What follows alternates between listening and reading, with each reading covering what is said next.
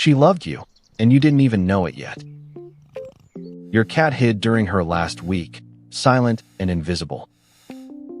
You thought, she needs rest, she just wants to be alone. But the truth is different. It will change you forever. In this video, you'll learn what goes on in your cat when she leaves, why she withdraws, and what that really has to do with you, and what it means when she comes to you one last time at the end. My name is Lena, and for a long time I believed I truly knew cats. Then I met Mia, and everything I knew fell apart. Mia was 34 when her tomcat Oscar got sick, chronic kidney failure, incurable. The vet said, weeks left, maybe months. Mia nodded and didn't cry. She did everything right, special food, medication, gentle massages every evening. But Oscar stopped coming to the door when Mia came home. He now lay behind the radiator in the bathroom, a place he never liked. Mia thought, he is tired, he needs rest, I shouldn't disturb him. What actually happened has a clear, old name in behavioral biology. Cats are prey animals, even if we have long forgotten that in everyday life. Prey animals show no weakness, not to other animals, not to you.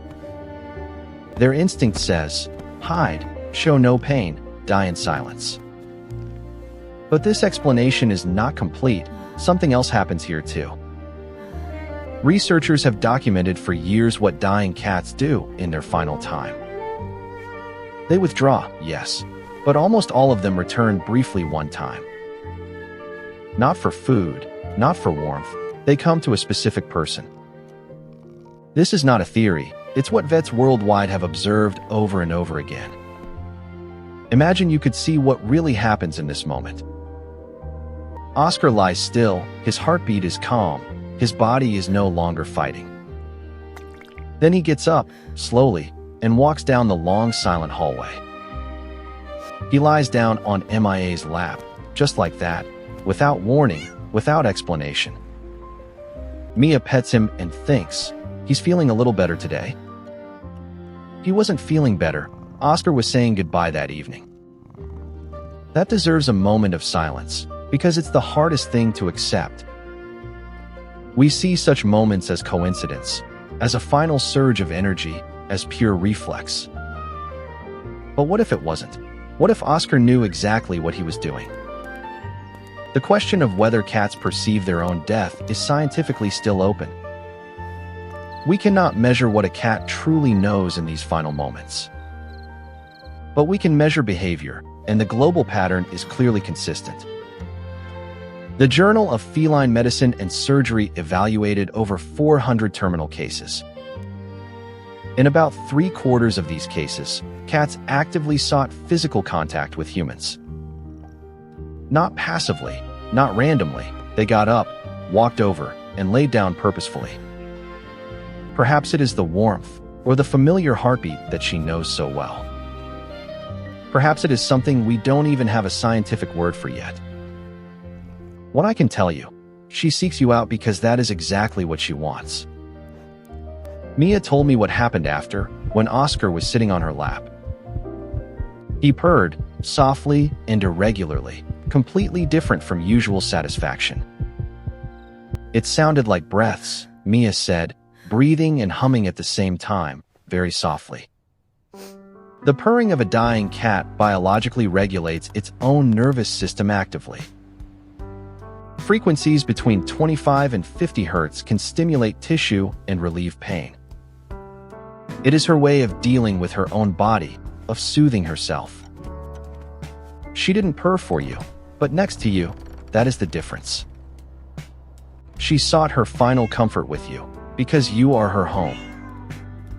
I sometimes wonder what Mia was really thinking in that moment.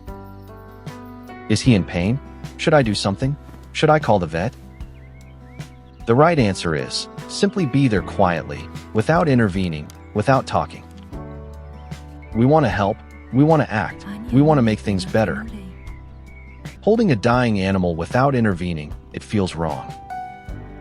But for cats, exactly this silence is the greatest gift you can give.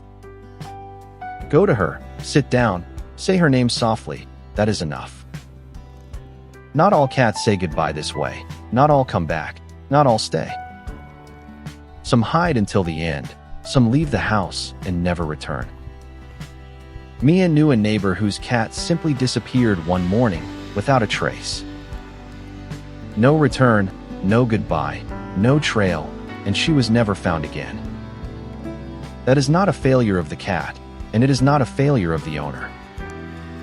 Many cats die alone, far away from home. That is their oldest instinct.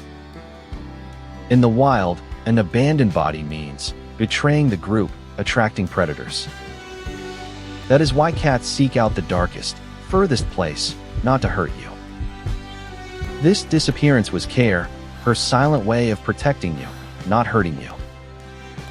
And when you truly understand that, something changes within you, permanently. Mia only fully understood and accepted this 2 years after Oscar's death. She told me something I will never forget, very calm and clear. I always thought I should have done more time, more petting, more presence. But Oscar had what he needed, a quiet space, and me when he was ready. That is understanding, and understanding heals what guilt can never heal. Here is something almost no one has heard. Touch measurably changes body chemistry. Cats in the terminal phase who are gently stroked show measurably lower cortisol levels.